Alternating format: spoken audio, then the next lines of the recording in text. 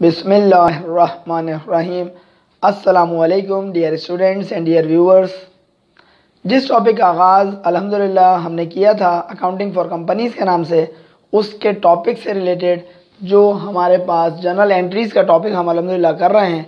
Students मुझे बताइए main topic क्या है अकाउंटिंग फॉर कंपनीज़, और उसके अंदर इस वक्त हम क्या पढ़ रहे हैं इशुएंस ऑफ शेयर्स को इशू करते हुए जो जनरल एंट्रीज़ हैं ये अल्हम्दुलिल्लाह हम आपको समझाने की कोशिश कर रहे हैं।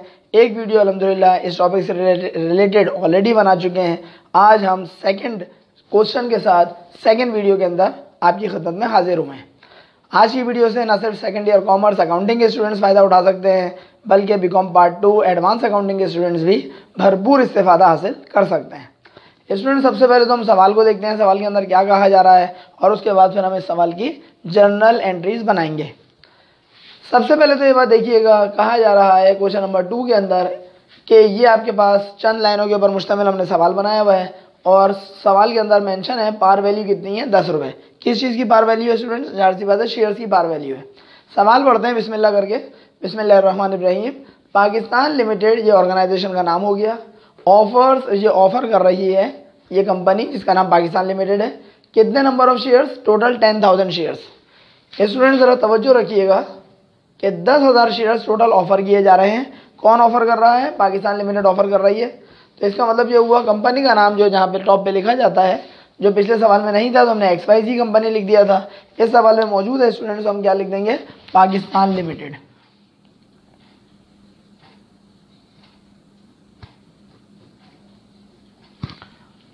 पाकिस्तान लिमिटेड, उसके नीचे जनरल। बकाया कॉलम्स आपको पता है date, particulars, post reference, debit और क्रेडिट। स्टूडेंट सबसे पहले ये बताइएगा क्या हो रहा है। पाकिस्तान लिमिटेड ऑफर कर रही है 10,000 शेयर्स। किसको शेयर्स ऑफर किए जा रहे हैं? जाहिर सी बात है पब्लिक को, यानी कि आम अफराद को। बताएं किस रेट के ऊपर किए जा रहे हैं? 10 रुपये के लिहाज से किए जा रहे हैं। इसका मतलब ये हुआ कि टोटल नंबर ऑफ शेयर जो ऑफर किए जा रहे हैं वो है 10,000, जिसकी पार वैल्यू कितनी है? 10 रुपये। पार वैल्यू को मतलब पहले ही आपको बताया जा चुका है कि शेयर के ऊपर जो प्रिंटेड वैल्यू होती है वो कितनी है? Par value. पार वैल्यू बोलें, इसी को आप फेस वैल्यू बोलें, इसी को आप नॉमिनल वैल्यू बोलें, सबका एक ही मतलब है। पेपर में किसी भी नाम से वो दे सकता है। शेयर्स की पार वैल्यू है 10 रुपये। Total number of share 10,000 offer किए जा रहे हैं, पब्लिक को किए जा रहे हैं, और 10 रुपये के ऊपर ही किए जा रहे हैं। ये वाले 10 रुपये स्टूडेंट्स क्या कहलाएंगे? मार्केट प्राइस, यानी कि शेयर की मार्केट में कीमत, यानी कि स्टॉक एक्सचेंज के अंदर कीमत जो चल रही है वो चल रही है 10 रुपये। बट लेकिन दे हैव कलेक्टेड, दे कौन है? पाकिस्तान लिमिटेड की बात हो रही है। इन्होंने कलेक्ट किए हैं कितने शेयर्स? 12,000 शेयर्स। स्टूडेंट्स बताएं हम ऑफर कितने कर रहे हैं? 10,000 शेयर्स। हमें रिसीव कितनी हो रही हैं एप्लीकेशंस? 12,000। इसका मतलब ज़्यादा एप्लीकेशंस आपको रिसीव हो रही हैं। बताइए 12,000 आपको एप्लीकेशंस रिसीव हो रही हैं। एप्लीकेशन यानी कि आपको दरख्वास्तें मौसूल हो रही हैं अलॉन्ग विद मनी। इसका मतलब हुआ एप्लीकेशंस भी रिसीव हो रही हैं, और वो अफराद जो कि आपके शेयर्स आपकी कंपनी के ख़रीदना चाह रहे हैं उनकी तरफ से आपको पैसा भी मिल रहा है। क्या होगा तरीक़ाकार? उनके अकाउंट से पैसा निकलेगा और कंपनी के अकाउंट में पैसा आ जाएगा। बताएं 10,000 का पैसा आएगा शेयर्स का या 12,000 का आएगा? आप बोलेंगे 10,000 हमने ऑफ़र किया था, लेकिन हमको जो एप्लीकेशंस रिसीव हो रही हैं वो कितनी है? 12,000। तो 12,000 का पैसा आएगा। उसके बाद जुमला क्या लिखा हुआ है? डायरेक्टर्स ने, जो कंपनी के डायरेक्टर्स होते हैं, फाइनलाइज अलॉटमेंट। अलॉटमेंट का मतलब होता है शेयर्स को जो इशू करने का अमल है वो अलॉटमेंट कहलाता है। अलॉटमेंट को उन्होंने फाइनलाइज किया। एंड रिफंडेड एक्सेस मनी, और इजाफी पैसा जो पाकिस्तान लिमिटेड को मौसूल हो गया था वो इजाफी पैसा उन्होंने क्या कर दिया? रिफंड कर दिया, वापस कर दिया। किसको वापस कर दिया? उन लोगों को वापस कर दिया कि जिनके नाम कुरानदाजी में नहीं आए। ये कुरानदाजी की क्यों जा रही है कंपनी की जानिब से? क्योंकि कंपनी को देखिए एप्लीकेशन ज़्यादा रिसीव हो रही हैं। बी केयरफुल, कुरानदाजी सिर्फ और सिर्फ कंपनी इस सूरत में करती है जब कंपनी को कौन सा वाला केस हो? बिल्कुल आप सही समझ रहे हैं, ओवर सब्सक्रिप्शन का। बताएं ये ओवर सब्सक्रिप्शन का केस मैं क्यों कह रहा हूँ, ज़रा समझने की कोशिश करिएगा। बताएं कितने number of shares company offer कर रही है? आप बोलेंगे 10,000 ऑफर कर रही है। कितने? 10,000 शेयर्स। यानी कि कंपनी कह रही है, किससे कह रही है? आम अफराद से कह रही है, जनरल पब्लिक से कह रही है कि हम टोटल 10,000 शेयर्स ऑफर कर रहे हैं, यानी कि 10,000 शेयर्स आप हमसे परचेज कर सकते हैं। कंपनी को मुझे बताएं कितनी एप्लीकेशंस रिसीव हो रही हैं? 12,000। इसका मतलब ये हुआ एप्लीकेशंस जो रिसीव हो रही हैं, एप्लीकेशंस रिसीव्ड, बताएं वो कितनी है? आप कहेंगे 12,000। इसका मतलब क्या हुआ कि एप्लीकेशन जो रिसीव हो रही हैं वो ज़्यादा रिसीव हो रही हैं। ये बात हमेशा याद रखिएगा स्टूडेंट्स कि अगर आपके पास एप्लीकेशन जो आपको मौसूल हो रही हैं कंपनी को, उनकी तादाद ज़्यादा हो किस चीज़ के मुकाबले में, उन शेयर्स के मुकाबले में जो कंपनी ऑफ़र कर रही हो, तो कंपनी के पॉइंट ऑफ व्यू से बहुत अच्छी खबर होती है। इसलिए क्योंकि कंपनी ये सोच रही है कि जनाब जितने हम शेयर्स ऑफ़र कर रहे हैं उससे ज़्यादा हमें धड़ाधड़ आवाम की तरफ से क्या हो रहा है, एप्लीकेशन रिसीव हो रही हैं। एप्लीकेशन अगर ज़्यादा रिसीव हों जितने हम ऑफ़र करेंगे तो फिर इस केस को आप बोलेंगे कि ये ओवर सब्सक्रिप्शन हो गया। इट मीन्स दैट कि जो कंडीशन मैंने आपको बताई है, इस कंडीशन के तहत आप क्या बोलेंगे, ये क्या लाएगा, ओवर सब्सक्रिप्शन। स्टूडेंट ये बात बताइएगा कि कोई अगर आपसे ये पूछे कि ओवर सब्सक्रिप्शन से क्या मुराद होता है, तो आप सिंपल सा ये बोलेंगे कि कंपनी जितने नंबर ऑफ़ शेयर्स ऑफ़र कर रही हो उसके मुकाबले में अगर उसको एप्लीकेशंस जो रिसीव हो रही हों वो ज़्यादा रिसीव हो रही हों तो ये कहलाएगा ओवर सब्सक्रिप्शन। एक बात तो देता है भाई, इसका रिवर्स कर लें, अगर 10,000 शेयर्स हम ऑफ़र कर रहे हों और हमें 10,000 से कम एप्लीकेशन रिसीव होती, भले जितनी भी कम हो, 9,000 हो, 9,500 हो, 8,000 हो, 10,000 से कम हो, तो फिर ये ओवर सब्सक्रिप्शन नहीं कहलाता, फिर ये कहलाता अंडर सब्सक्रिप्शन। एक बात तो ये तय हुई। दूसरी बात मुझे बताइएगा कि कंपनी इस वक्त ऑफ़र कितने शेयर्स कर रही है, 10,000 शेयर्स ऑफ़र कर रही है। याद रखिएगा ऑफ़र करने की कोई एंट्री नहीं बनाई जाती कभी भी, किसी भी सूरत में, किसी भी सवाल में। जब भी आपको सवाल में बोलेगा कि फ़लाँ कंपनी इतने नंबर ऑफ़ शेयर्स ऑफ़र कर रही है, तो याद रखिएगा ऑफ़र जो किए जाते हैं जितने नंबर ऑफ़ शेयर्स, इसकी कोई एंट्री नहीं बनाई जाती है।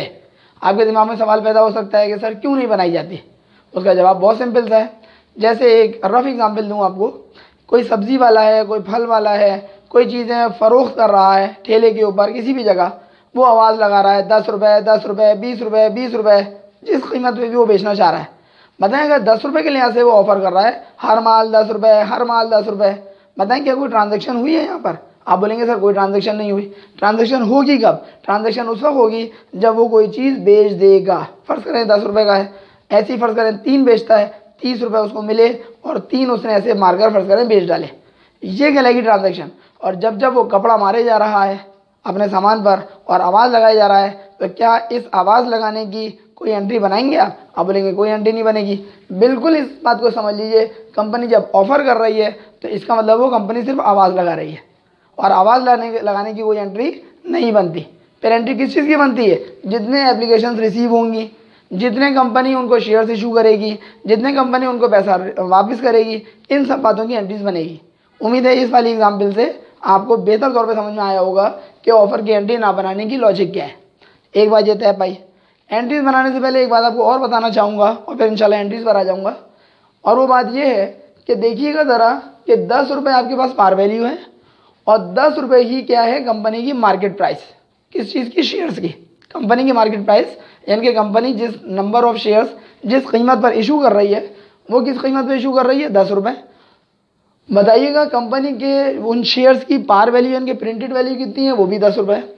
Be careful that if the value, that is if the par value and market price is just same, अगर पार वैल्यू भी 10 रुपये हो और आपके उन शेयर्स की मार्केट में कीमत भी 10 रुपये हो, तो ये बात याद रखिएगा कि कंपनी के पॉइंट ऑफ व्यू से ना तो ये प्रीमियम कहलाएगा और ना ही ये डिस्काउंट कहलाएगा।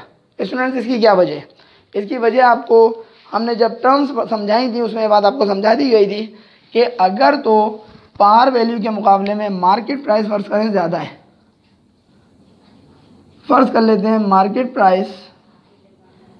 मार्केट प्राइस ऑफ शेयर जो है वो एज्यूम करें क्या है? ज़्यादा है। किस चीज़ के मुकाबले में? पार वैल्यू के मुकाबले में। पार वैल्यू क्या है? पार वैल्यू से हमारा जो शेयर्स की प्रिंटेड वैल्यू है वो पार वैल्यू कहलाती है। पार वैल्यू फ़र्ज़ करें कितनी है इस वक्त? 10 रुपये ऊपर लिखा हुआ है, और शेयर्स की मार्केट में कीमत कितनी चल रही है? ये 10 रुपये। ये क्या है? ये मार्केट प्राइस है। MP लिख देता हूँ। MP का क्या मतलब होता है? Market price. पार वैल्यू कितनी है? PV 10 रुपये। PV 10 रुपये। और इस बार बताइए मार्केट प्राइस क्या है? वो भी 10 रुपये है। इसका मतलब ये हुआ कि अगर तो पार वैल्यू भी 10 रुपये हो और मार्केट प्राइस भी 10 रुपये हो तो ना तो ये केस प्रीमियम में जाएगा और ना ही ये केस डिस्काउंट में जाएगा।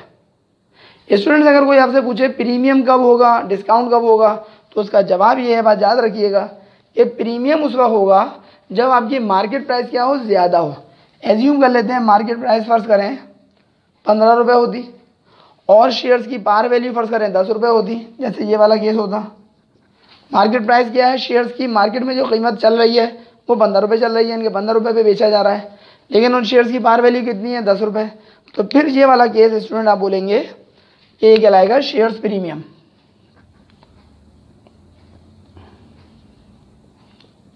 शेयर्स प्रीमियम कहलाएगा। बताएं शेयर्स प्रीमियम क्यों कहलाएगा?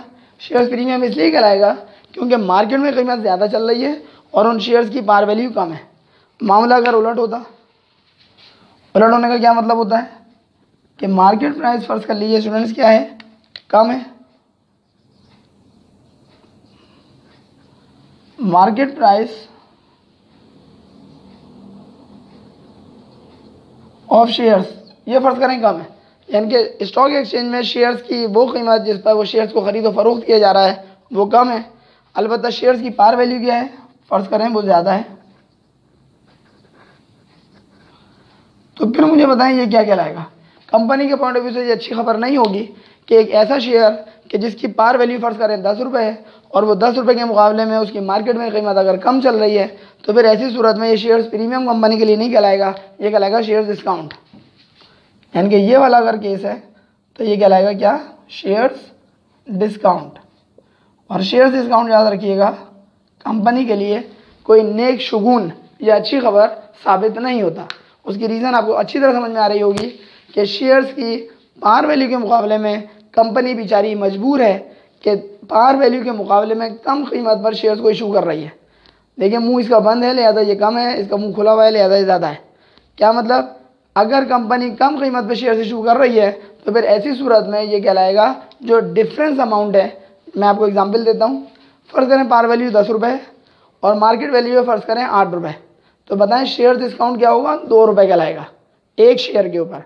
फ़र्ज़ करें कंपनी ने ऐसे 10,000 शेयर इशू किए हैं तो 2 को हम मल्टीप्लाई करेंगे 10,000 शेयर से, तो ये शेयर डिस्काउंट आपके पास टोटल बन जाएगा 20,000।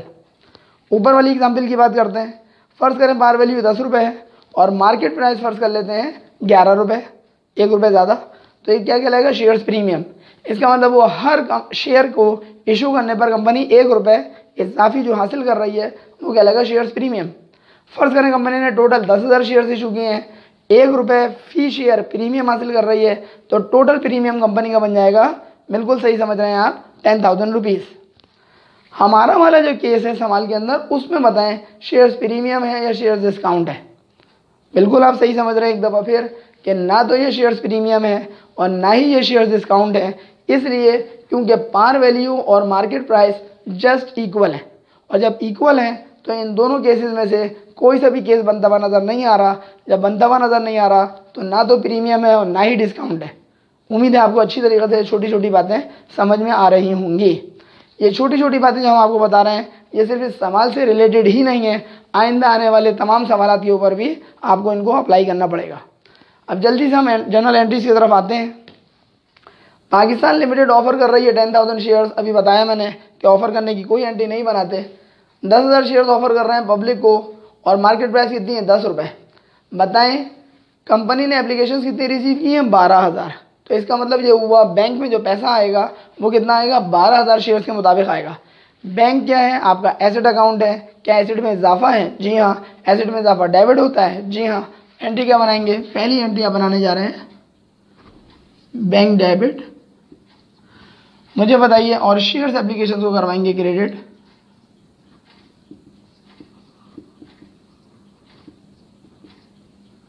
बताइएगा बैंक में कितना पैसा आ रहा है।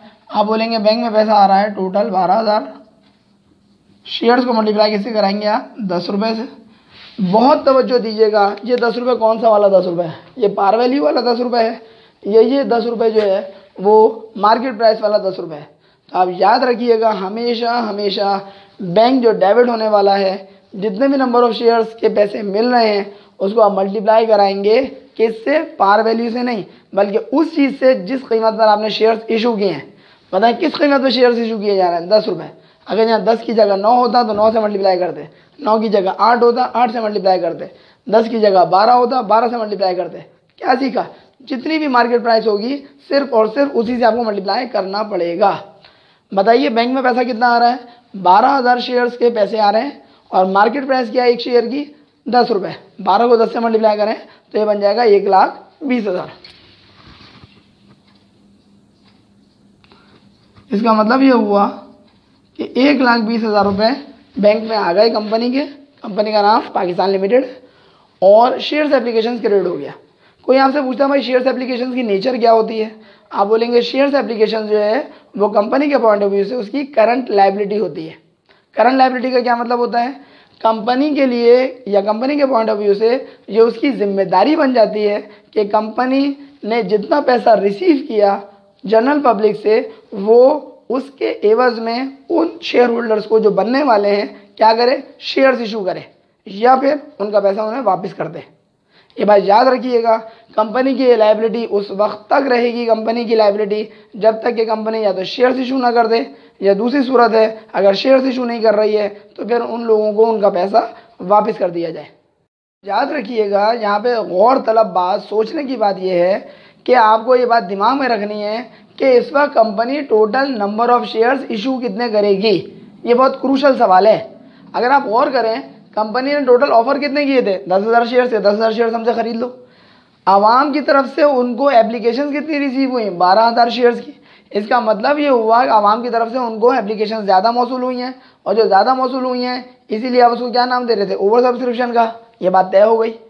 प्रॉब्लम ये है, यह सवाल ये है बड़ा इंटरेस्टिंग किस्म का कि आया कंपनी के तमाम जो पैसा तो बैंक में आ चुका है, चेक कर लीजिए bank debit shares application credit कितने से? 1,20,000 से। इंटरेस्टिंग क्वेश्चन ये है कि क्या कंपनी इस मौके पर जब कंपनी को ओवर सब्सक्रिप्शन का केस हो यानी कि ज़्यादा एप्लीकेशन रिसीव हो गई हों, जेब में पैसा ज़्यादा आ गया हो, जेब से मुराद अकाउंट है, तो क्या ऐसी सूरत में कंपनी तमाम के तमाम एप्लीकेशंस को एक्सेप्ट कर लेगी? हाँ या ना? सोचिएगा। अगर आप एक कंपनी के पॉइंट ऑफ व्यू से सोचेंगे तो ये बात आपको अच्छी तरीके से समझ में आ जानी चाहिए कि ये पब्लिक लिमिटेड कंपनी है, कोई परचून की दुकान नहीं है। मैं कहना क्या चाह रहा हूँ, उम्मीद है आप मेरी बात समझ रहे होंगे। परचून की दुकान वाला नहीं है भाई, ये पब्लिक लिमिटेड कंपनी चला रहा है, ज्वाइंट स्टॉक कंपनी है और ज्वाइंट स्टॉक कंपनी के शेयर्स की खरीदो फरोख्त स्टॉक एक्सचेंज में हो रही है, कोई मजाक नहीं हो रहा है। इसका मतलब ये हुआ कि कंपनी एप्लीकेशंस अगर ज़्यादा रिसीव कर ले तो इसका ये मतलब नहीं है कि कंपनी के अवराल टपकने शुरू हो जाएगी उस पैसे के ऊपर जो अकाउंट में आ चुका है। फिर कंपनी क्या करेगी? कंपनी उतने ही शेयर्स को इशू करेगी जितने शेयर्स के लिए उसने एप्लीकेशंस को इनवाइट किया था। ख्याल है कितनी इनविटेशन गई थी? जवाब है 10,000। इनविटेशन 12,000 नहीं गई थी, इनविटेशन गई थी 10,000। तो 10,000 शेयर्स के लिए ही एप्लीकेशंस को एक्सेप्ट किया जाएगा। उम्मीद है आपको ये बात बहुत अच्छी तरह समझ में आ रही होगी। अब एक क्वेश्चन और है छोटा सा कि कंपनी जनाब 10,000 शेयर्स को एक्सेप्ट करने के लिए करे क्या? उसका जवाब मैं आपको पहले ही एक वीडियो में दे चुका हूं कि ऐसे मौके पर कुरानदाजी की जाती है। जिनके नाम आ जाएंगे उनको हम शेयर्स इशू कर देंगे और जिनके नाम नहीं आएंगे बैलेटिंग के अंदर या कुरानदाजी में उनको उनका पैसा रिफंड कर दिया जाएगा।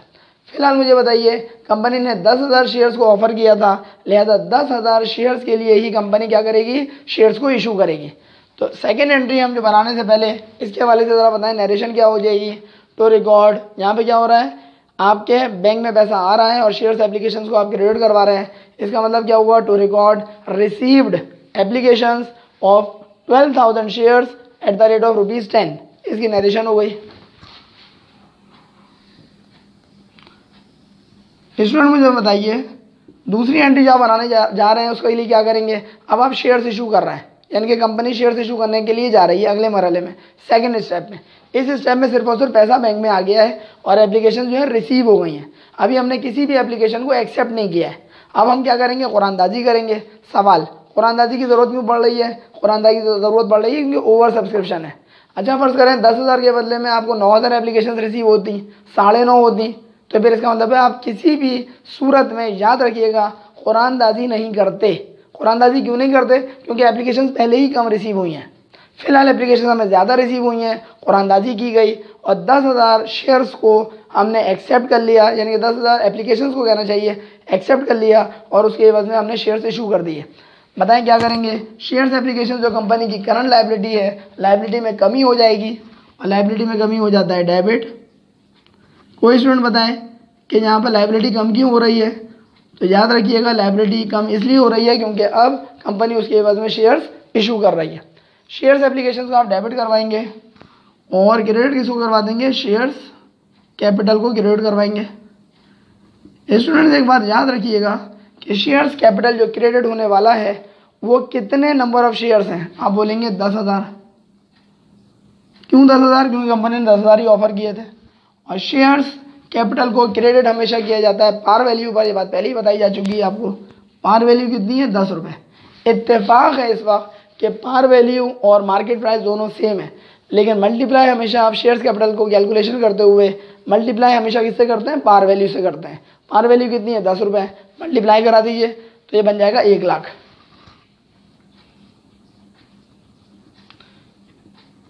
इसका मतलब स्टूडेंट्स क्या हुआ कि आपके यानी कि कंपनी के सर पे जो लाइबिलिटी सवार थी वो 1,20,000 की सवार थी, क्योंकि 1,20,000 रुपये आपके अकाउंट में आए थे। लेकिन उसके एवज में आपने एप्लीकेशंस एक्सेप्ट जो की हैं वो कितने की हैं, 1 लाख की हैं, और शेयर्स आपने इशू कर दिए तो शेयर्स कैपिटल में इजाफा हो गया। लाइबिलिटी में कमी हो रही है वो आपने डेबिट करा दिया। तो इसके हवाले से आप नरेशन क्या लिख सकते हैं कि आपने चूंकि शेयर्स इशू कर दिए हैं लिहाजा लिख सकते हैं to record issued 10,000 shares at the rate of ₹10। 10 रुपये के लिहाज से आपने शेयर्स इशू कर दिए। ये 2 एंट्रीज बन गई, लेकिन मसला ये है कि एक और एंट्री आपको बनानी पड़ेगी। उम्मीद है आपको समझ में भी आ रहा होगा कि थर्ड एंट्री क्यों बनेगी। बताएं कंपनी की लाइबिलिटीज क्रिएटेड में गई थी, ये लाइबिलिटी में इजाफा हुआ था कितने से, 1,20,000 से। कंपनी की लाइबिलिटी इस वक्त कम कितनी हुई है, 1 लाख कम हुई है, क्योंकि कंपनी ने शेयर्स ही इशू किए हैं 1 लाख रुपए के। क्या 20,000 रुपये की लाइबिलिटी कंपनी की अभी भी बरकरार है, आप बोलेंगे जी हाँ बरकरार है। और क्यों बरकरार है, क्योंकि उन लोगों को उनका पैसा भी रिफंड नहीं किया गया और उन लोगों को शेयर्स भी नहीं इशू किए गए। शेयर्स तो इशू इसलिए नहीं किए गए क्योंकि उनका नाम कुरानदाजी में आया नहीं, लिहाजा हमने उनको शेयर्स इशू नहीं किए। तो फिर अब हमें क्या करना चाहिए, बिल्कुल आप सही समझ रहे हैं, उनका पैसा उनको रिफंड कर दिया जाएगा। तरीक़ाकार क्या होगा, जो कंपनी का बैंक अकाउंट है वहाँ से पैसा निकलेगा और उन जो मुताल्लिका बंदे हैं जिनके नाम कुरानदाजी में नहीं आए उनके अकाउंट में वापस चला जाएगा। स्टूडेंट मुझे बताइए क्या लाइबिलिटी मज़ीद कम हो जाएगी, कंपनी की लाइबिलिटी मज़ीद कम होगी। लाइबिलिटी में कमी आपको अच्छी तरह से पता है डेबिट होता है। शेयर्स एप्लीकेशन को आप क्या करवाएंगे, डेबिट। और अब शेयर्स एप्लीकेशन डेबिट कितने से होगा, 20,000 से होगा। 1 लाख पहले हो चुका है, 20,000 मज़ीद है। और बताएं शेयर्स एप्लीकेशन डेबिट कराने के बाद बैंक को कंपनी करवाएगी क्रेडिट, कितने से, 20,000 रुपये से।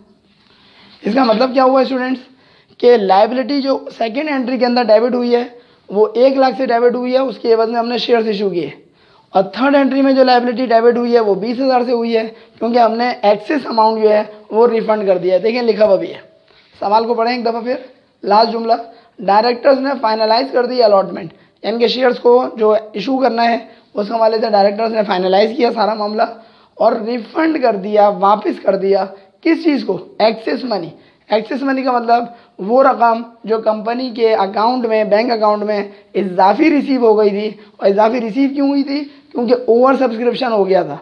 और ओवर सब्सक्रिप्शन हुआ क्यों था, क्योंकि लोगों ने हमारी शेयर्स को ख़रीदने के लिए धड़ा में दरख्वास्तें दी थी, क्योंकि हमारी मार्केट में वर्थ अच्छी थी, हम अच्छा डिविडेंड देते हैं, हम अच्छा प्रॉफिट जनरेट करते हैं, हमारी सेल बहुत ज़बरदस्त है, हमारी मार्केट में गुडविल है, वगैरह वगैरह वगैरह। इन सब बातों की वजह से हमें एप्लीकेशन ज़्यादा रिसीव हुई। एप्लीकेशन ज़्यादा रिसीव हुई तो ओवर सब्सक्रिप्शन का केस बना। ओवर सब्सक्रिप्शन की वजह से हमें क्या करना पड़ गया, कुरानदाजी में जिनका नाम नहीं आया उनको उनका पैसा रिफ़ंड कर दिया गया। लाइबिलिटी हमारी उतर गई पैसा रिफ़ंड करने की वजह से, या लाइबिलिटी उतर गई शेयर्स इशू करने की वजह से। एक आखिरी बात बताइए, लाइबिलिटी क्रेडिट में कितनी गई थी, 1,20,000। लाइबिलिटी डेबिट में कितनी हुई, 1 लाख। लाइबिलिटी मजीद डेबिट में कितनी हुई, 20,000। 1,20,000 से लाइबिलिटी सर पे सवार हुई, इजाफा हुआ लाइबिलिटी में, और यहाँ 1,20,000 से लाइबिलिटी में कमी हो गई। It means that now after the end of third and last entry there is no liability, there is no payable on the head और on the shoulders of the Pakistan limited company. There is no liability. क्यों? क्योंकि liability आप उतार चुके हैं। अच्छा, bank में पैसा कितना आया था? 1,20,000 रुपये आया था टोटल। बैंक से पैसा निकल कितना गया? 20,000 निकल गया। इसका मतलब है ओवरऑल अगर हम बात करें तो इस कंपनी के बैंक अकाउंट में इस वक्त कितना पैसा होगा? थर्ड एंट्री को पास करने के बाद टोटल 1 लाख रुपये होगा। और अगर आप और करें, कंपनी का शेयर्स कैपिटल बढ़ कितने से गया? 1 लाख से। यानी कि तीनों एंट्रीज को अगर आप खुलासा पेश करेंगे, सेंट्रल आइडिया या समरी पेश करेंगे, तो आप क्या बोलेंगे कि बैंक दरअसल डेबिट हो रहा है 1 लाख रुपए से और शेयर्स कैपिटल में इजाफा हो रहा है दरअसल 1 लाख रुपए से। इसके हवाले से जो थर्ड आपके पास एंट्री है, इसके हवाले से अगर आप चाहें तो जो नरेशन आप लिखते हैं वो क्या लिख सकते हैं? To record. और टू रिकॉर्ड करने के बाद आप चाहें तो यहाँ से फ़ायदा उठा सकते हैं जुमले से, टू रिकॉर्ड के refunded excess amount, to record refunded excess money, ये लिख दें तो मेरे ख्याल से मुनासिब है, काफ़ी है। उसके बाद आप जुमला लिखने के बाद यानी कि नरेशन लिखने के बाद लाइन खींच देते हैं। स्टूडेंट्स, आज के इस सवाल के अंदर जो आपके सामने बोर्ड के ऊपर मौजूद है, हमने आपको तफसील के साथ और कोशिश अपनी ये की है कि जिन्होंने हमारी बेसिक टर्म्स इस चैप्टर से रिलेटेड नहीं पढ़ी, नहीं समझी, वीडियोस नहीं देखी, उनका भी भरपूर इस्तेफादा वो कर सकते हैं हमारी वीडियो से। ना सिर्फ सेकंड ईयर कॉमर्स के स्टूडेंट्स बल्कि बीकॉम पार्ट 2 एडवांस अकाउंटिंग के स्टूडेंट्स भी इससे भरपूर इस्तेफादा कर सकते हैं। लेकिन शर्त है कि हमारी तमाम वीडियोस शुरू से लेकर आखिर तक देखा करें। अगर आपको हमारी वीडियो पसंद आए तो इसको लाइक और कमेंट करना ना भूलिएगा और साथ साथ अपने फ्रेंड्स में शेयर ज़रूर करवाएं, क्योंकि बहुत सारे स्टूडेंट्स बेचारे परेशान रहते हैं कि उनके कंसेप्ट्स कमज़ोर रह जाते हैं। तो हमारी वीडियो से वो फ़ायदा उठा सकते हैं। अगर आपने हमारा चैनल सब्सक्राइब ना किया हो तो चैनल सब्सक्राइब भी कर लें और बेल आइकन पर ज़रूर क्लिक करें ताकि आपको हमारी नई वीडियोज़ की अपडेट्स फ़ौरन मिल सकें। अपना बहुत ख्याल रखिएगा। अगली वीडियो लेक्चर तक के लिए अपने टीचर सरल अहमद को इजाज़त दीजिए। अस्सलामु अलैकुम।